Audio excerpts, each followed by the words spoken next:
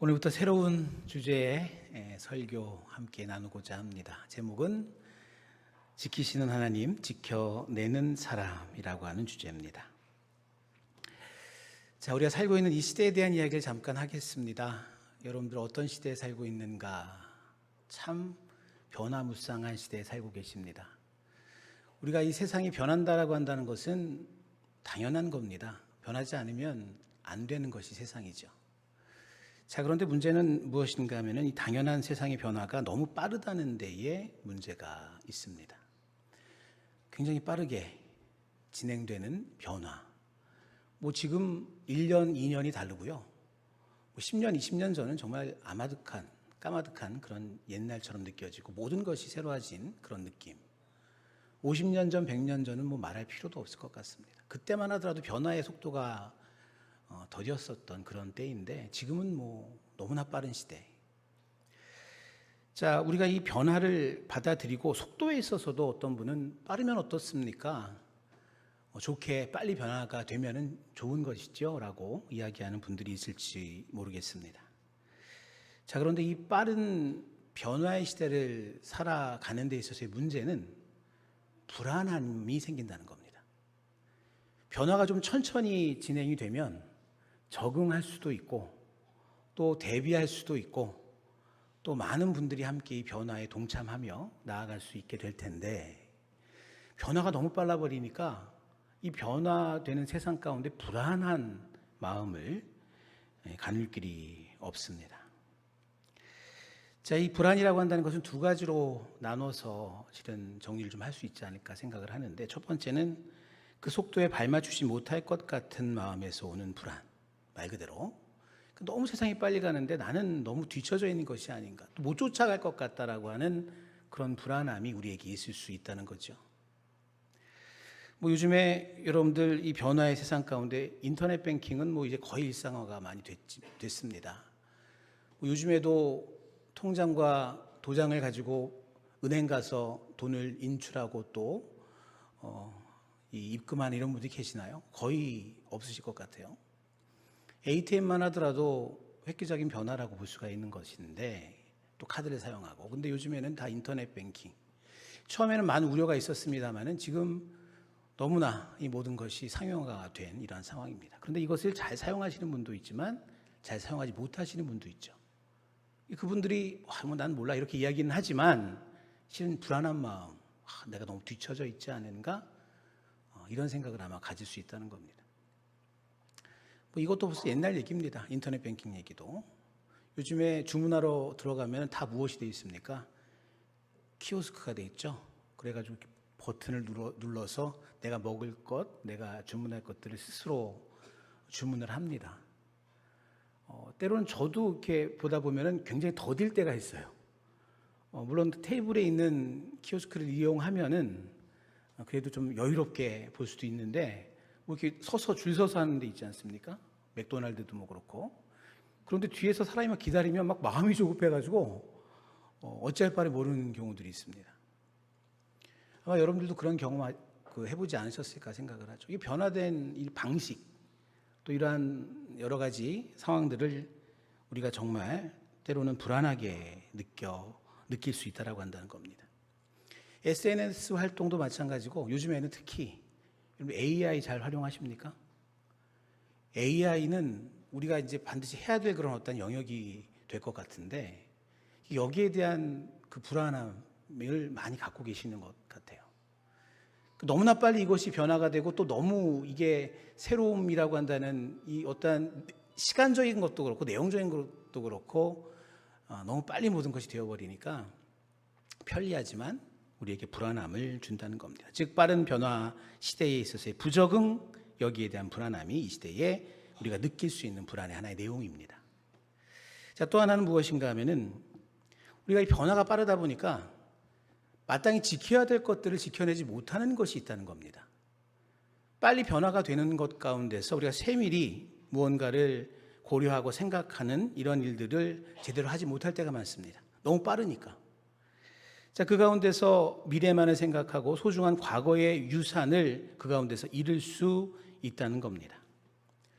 과거의 유산들, 그냥 너무 빠른 시대 가운데서 쉽게 모든 것을 그냥 버리고 포기하고 새로운 것을 받아들이는 이러한 시대가 되다 보니까 나중에 그거 그냥 둘 걸, 이런 생각을 가질 수 있다는 거죠. 그리고 거기에 대한 불안함도 있습니다. 이러다가 뭐 옛날 건 다 없어지는 게 아닐까? 이런 생각이죠. 자, 그런데 이것이 단지 눈에 보이는 유형의 것이 다가 아니라 무형의 우리의 가치관이라고 하는 것이 실은 더 문제입니다. 세상은 빨리 모든 물질 문명, 이 과학에 있어서의 변화는 빠른데 우리의 가치관의 문제, 눈에 보이진 않지만 이 모든 것이 우리로 하여금 놓치고 가는 것들이 너무 많다는 거죠. 그래서 소위 말하는 이 혼란과 혼돈에 아직 가치관이 정립이 안 된 상태에서 생활이 막 변화가 되고 모든 것이 빨라져 버리니까 가치관이 형성되어 있지 못하거나 또 그것이 흔들림으로 인해서 오는 그러한 불안, 이것이 이 시대의 또 하나의 불안이라고 볼 수가 있습니다. 올해 우리의 기원이 흔들리지 아니하리로다입니다.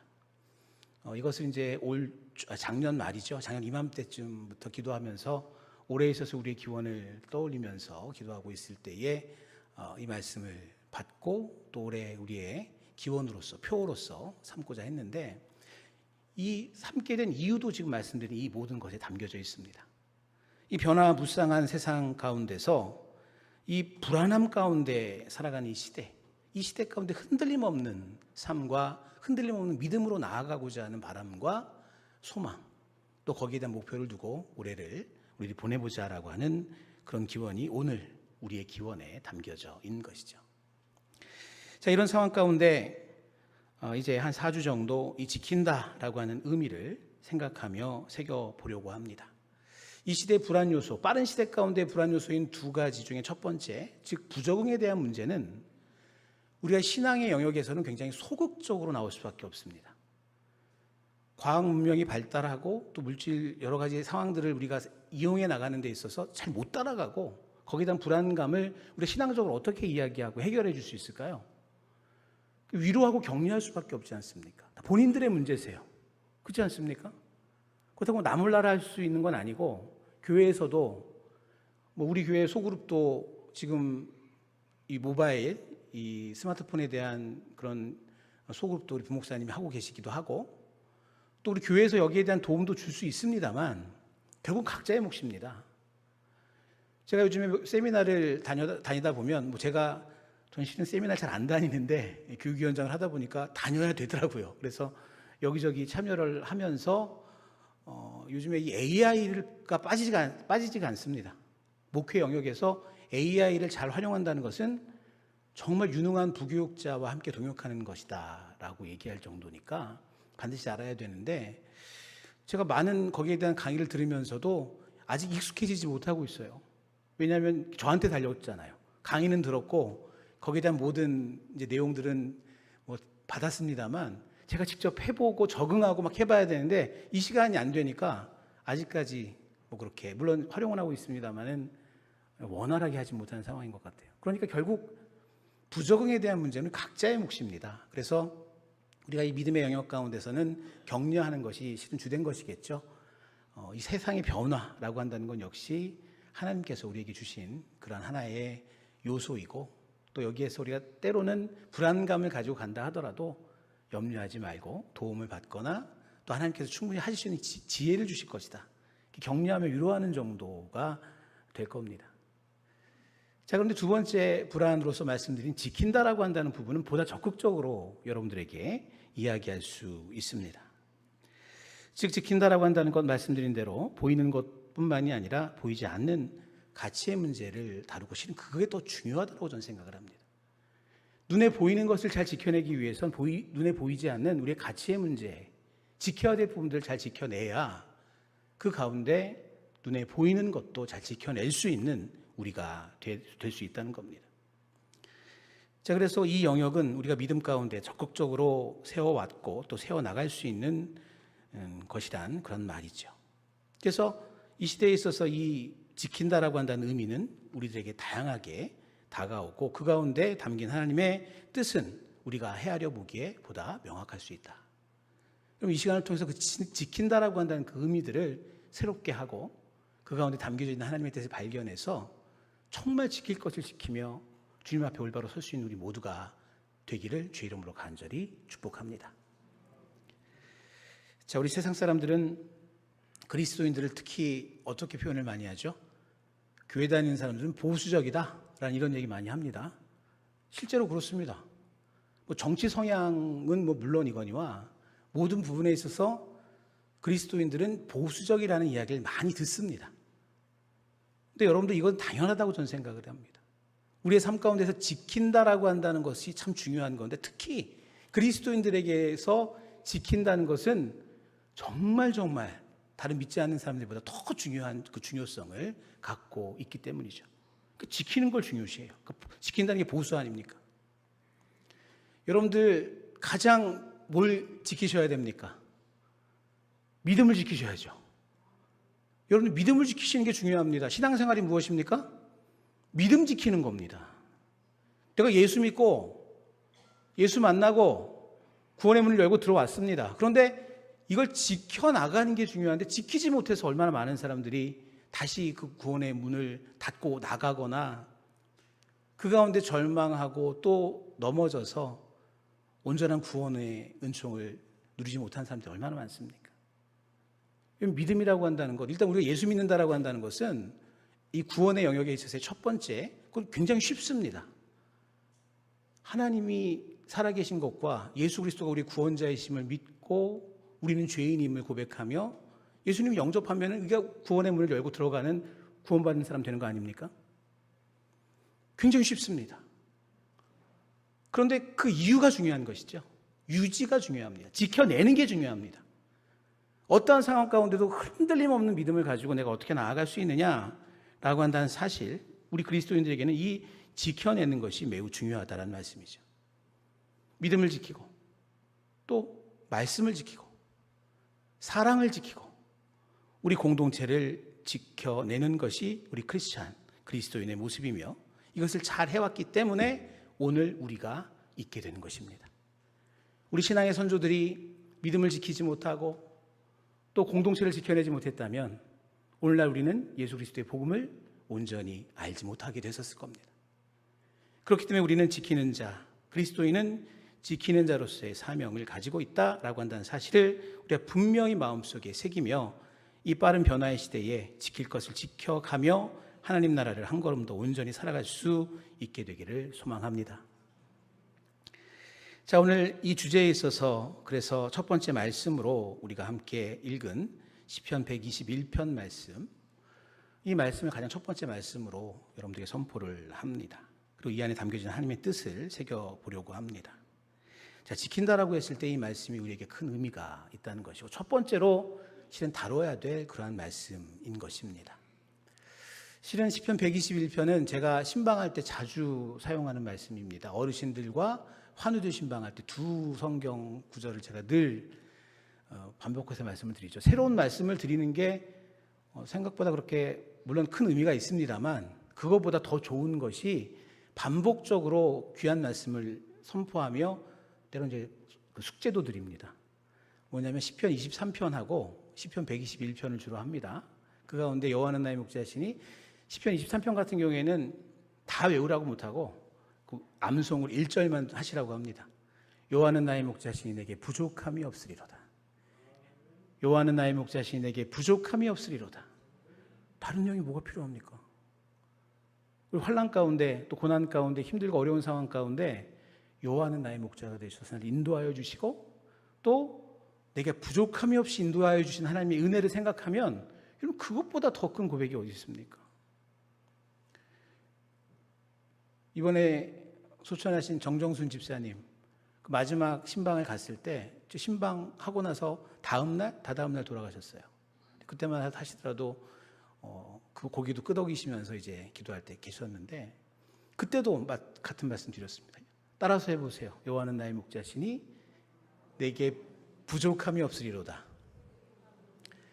네, 그때 정 집사님께 따라해보라고 한 거였는데 여러분들이 따라하시네. 잘하셨습니다. 자, 우리 정 집사님께도 그 말 했더니 따라서 하셨어요.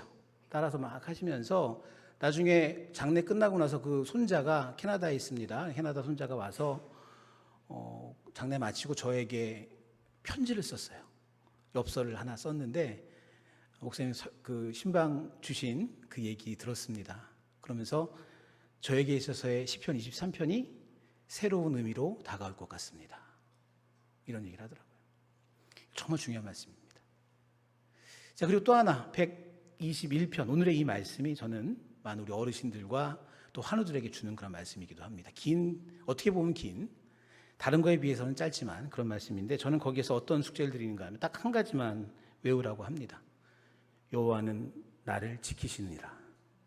여호와는 나를 지키시는 분이시다. 여호와는 나를 지키시는 분이시다. 이것만 계속 외우라고 말씀을 드려요. 여러분들, 이것이 얼마나 우리에게 있어서 귀한 복음의 말입니까? 여호와는 나를 지키시는 이시다. 너를 나로 바꾸어서 끊임없이 우리가 이것을 고백하고 이야기할 때 정말 나를 지키시는 하나님의 은혜가 그에게 임하게 된다라고 한다는 사실을 저는 믿습니다. 또 이러한 확신 가운데서 새 힘을 얻어서 또 완쾌되시고 또 하나님께 영광 돌리는 많은 분들이 있다는 거죠. 귀한 말씀이란 얘기입니다.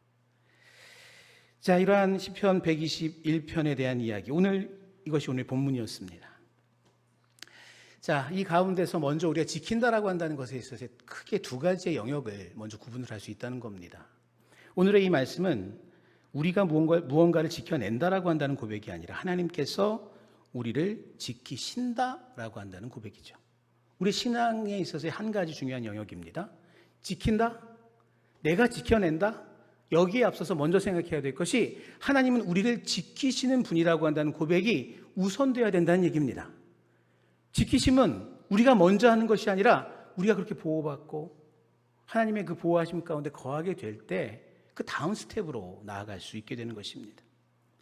지키신다는 말은 히브리어로 샤마르, 이것도 여러분들 그 하나의 상식으로 좀 알고 계실 만한 히브리어 될 수 있을 것 같아요.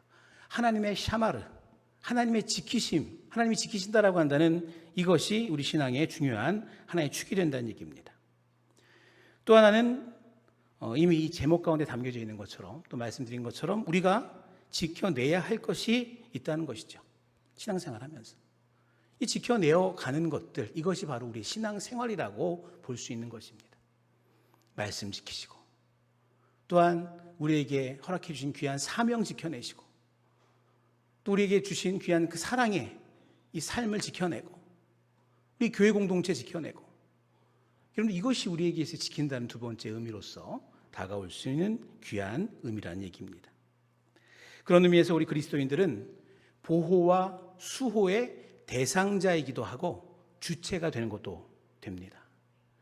주님께서 우리를 지키실 때 바로 나를 그렇게 지키신 거 아닙니까?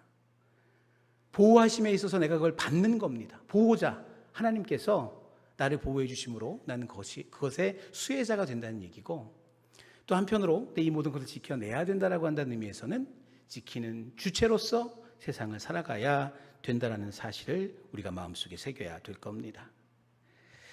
자, 우리가 여기에 있어서 그 가운데 첫 번째, 지키시는 하나님에 대한 이야기를 먼저 해야 합니다. 하나님은 지키시는 분, 하나님의 이 지키심과 돌봄과 보호가 우리에게 있지 아니한다면 우리는 아무것도 할 수 없는 존재입니다. 여러분, 그것을 고백하지 않으십니까? 고백하고 계시지 않습니까? 하나님이 날 지켜주지 아니하시면 아무 소용이 없다. 내가 무엇을 어떻게 할 수 있습니까? 내가 무엇을 계획한들, 내가 무엇을 하려 한들, 내가 아무리 능력이 있어서 무언가를 하려고 그 가운데서 애쓴들, 주님의 뜻 가운데 하나님의 보호하심이 없으면 그 모든 것은 아무것도 되지 않는다. 그리고 이 사실을 분명히 알고 하나님의 보호하심을 우리가 생각하고 그 보호하심 가운데 거해야 된다는 얘기입니다.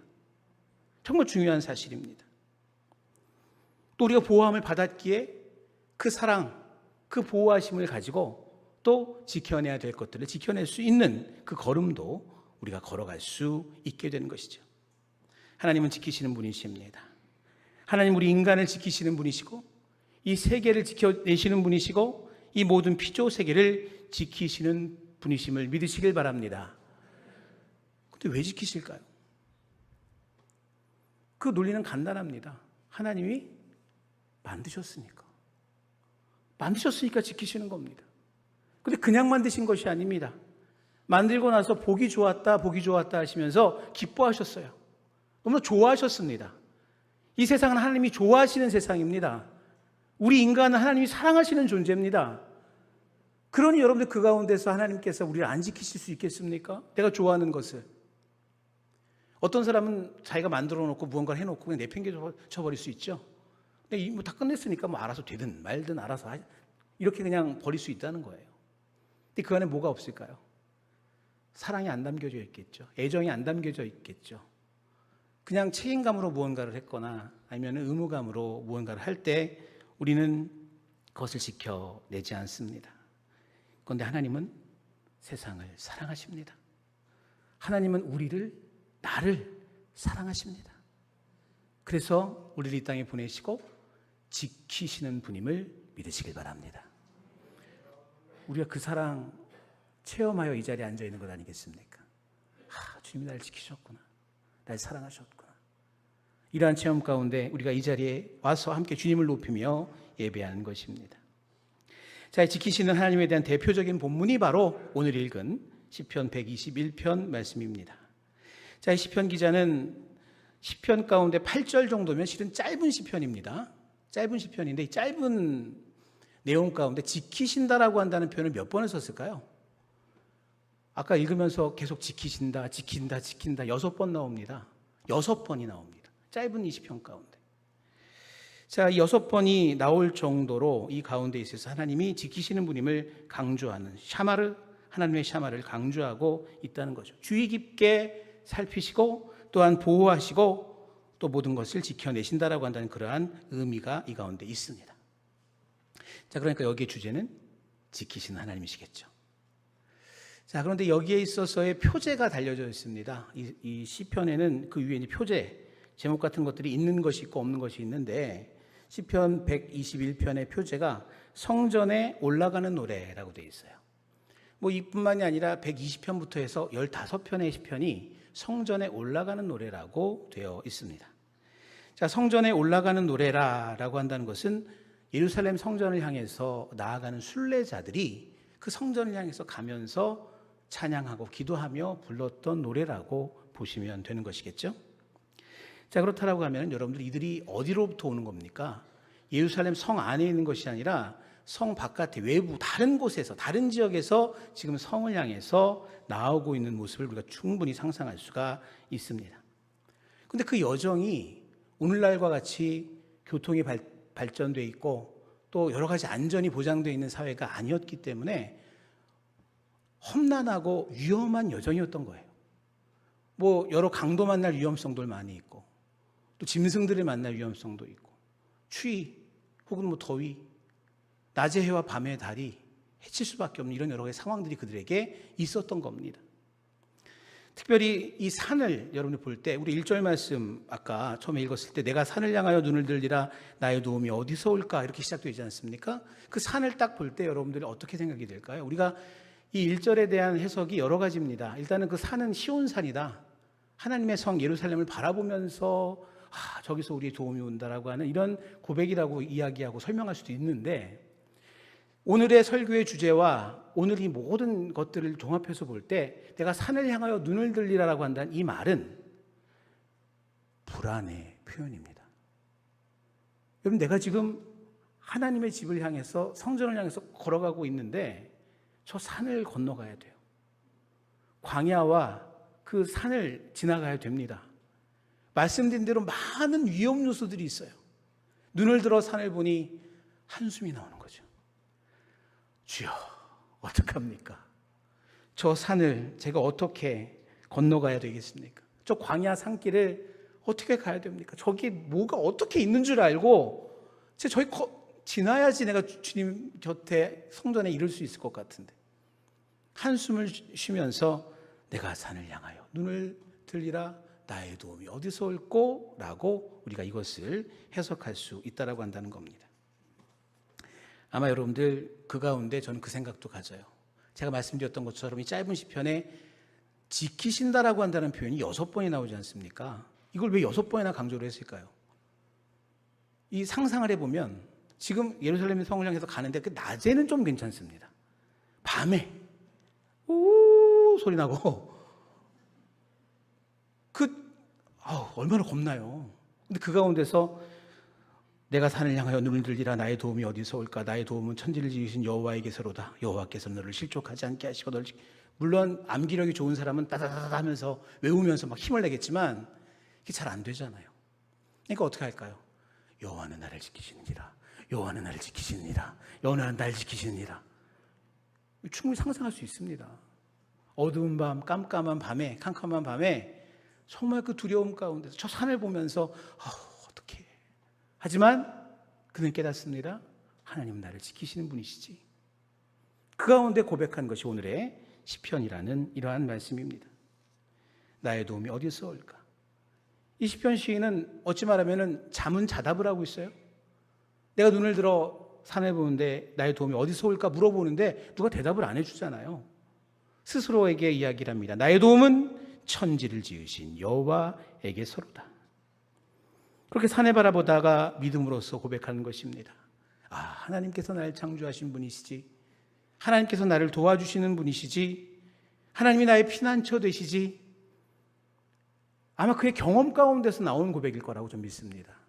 이제까지 나의 삶의 순간순간마다 하나님께서는 나와 함께 하셨고 주님께서는 나의 삶 가운데서 나를 지켜주시는 하나님이셨어.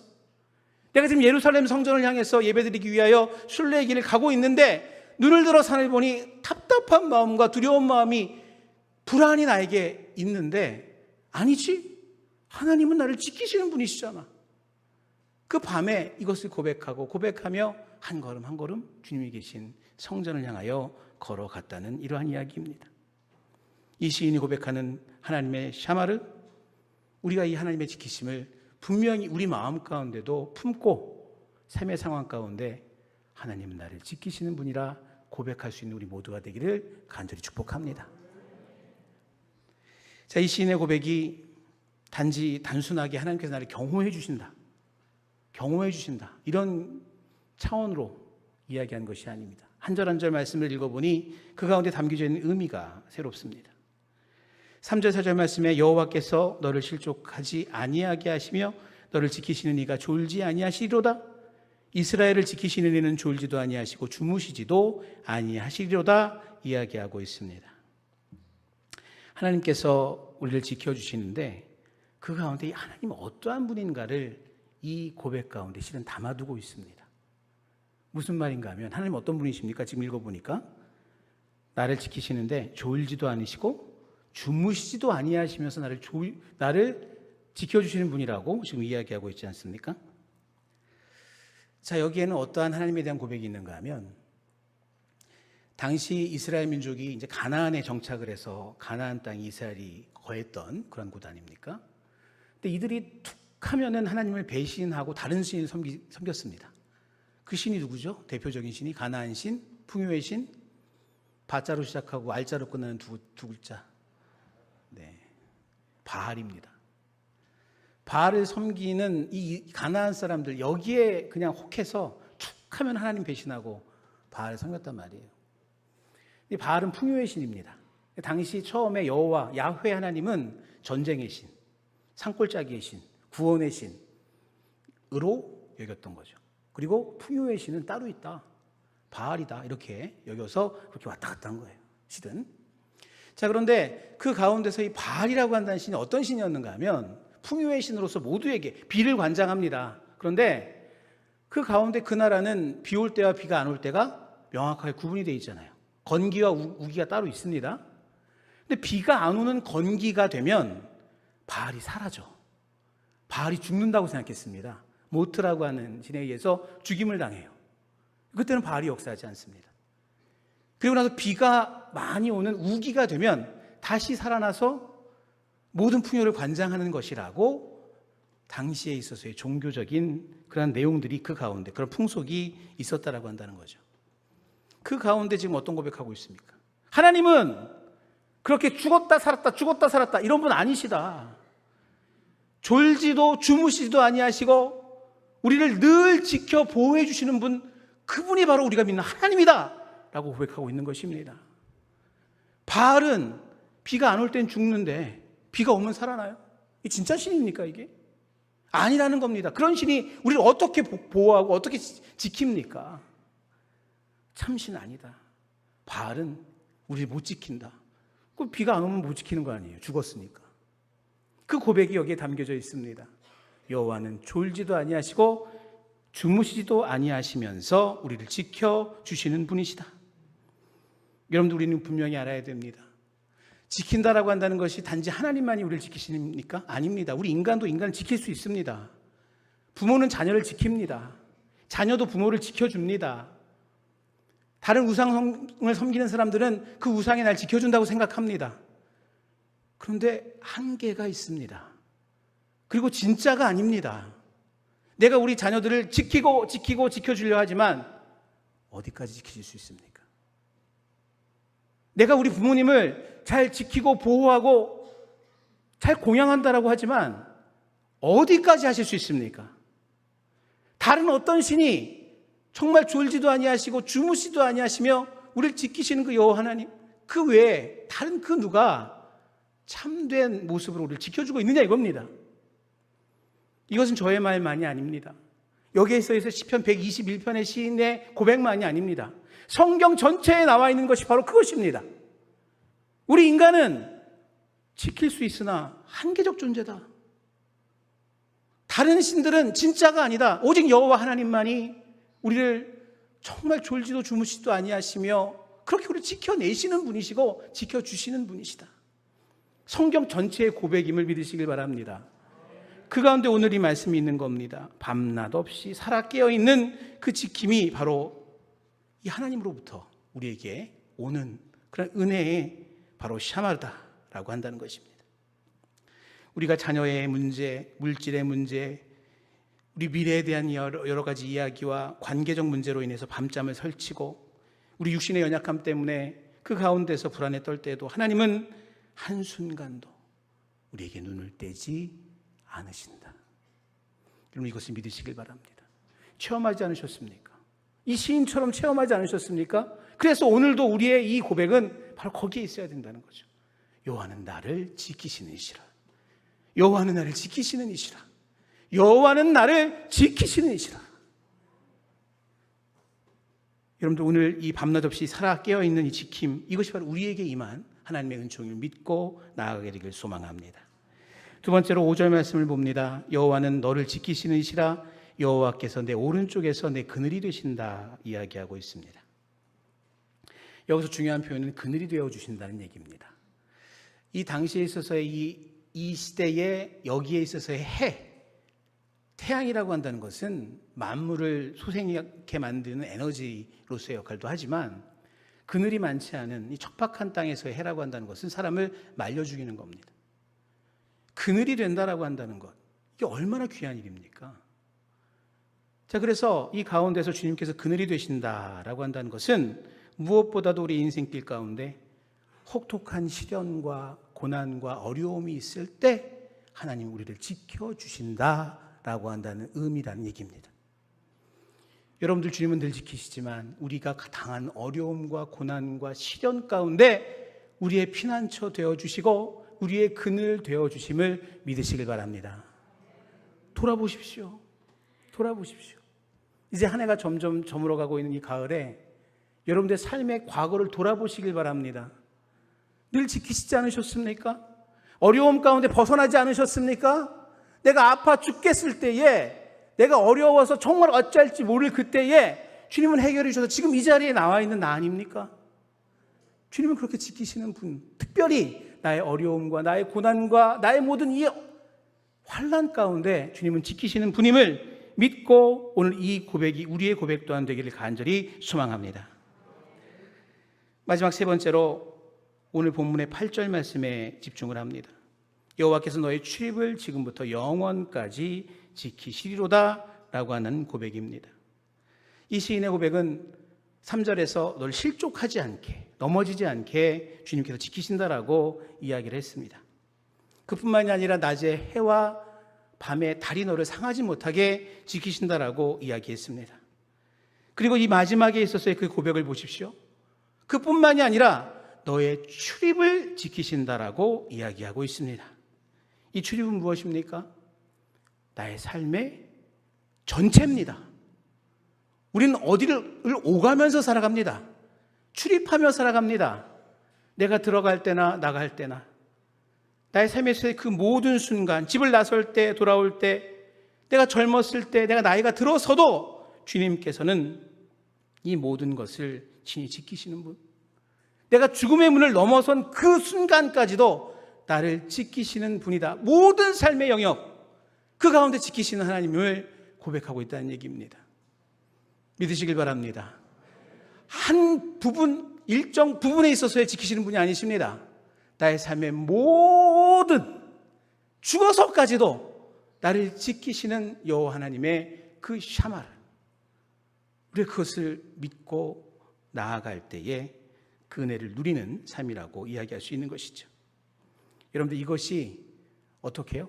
지금부터 영원까지 계속 한 번 지켰으니까 너 나한테 감사하고 살아, 이게 아닙니다. 지금부터 영원까지 우리의 삶의 모든 영역을 지키시는 하나님임을 믿으시길 바랍니다. 자녀, 가정, 교회, 공동체를 돌아볼 때 하나님께서 지켜주신 삶의 발자취가 있습니다. 뭔가 내 스스로 뭔가를 지켜낸 것 같아도 돌아보면 다 하나님께서 지켜주셨고 그 근원에 하나님의 샤마르가 담겨져 있습니다. 이 가을은 그걸 생각하는 계절이라고 저는 생각을 해요. 돌아보며 하나님의 샤마르를 생각하세요. 하나님 우리를 어떻게 지켜주셨는가. 감사하는 것이 바로 그게 아닙니까? 그 지키심에 대한 감사, 그리고 그걸 가지고 찬양하며 하나님에 대한 믿음을 더욱더 새롭게 하면서 주님께 한 걸음 나아가는 계절이 바로 이 가을이라는 얘기입니다. 살아계셔서 밤낮 없이 우리를 지키시는 하나님 아버지, 특별히 우리의 환난과 어려움 가운데서 우리를 지키시는 하나님, 삶의 모든 영역 가운데 모든 출입을 지금부터 영원까지 지키시는 하나님, 이 지키시는 하나님의 보호 아래 우리는 두려움 없이 세상에서 믿음의 길로 나아가며 하나님 나라의 삶을 누리며 살아갈 수 있는 것입니다.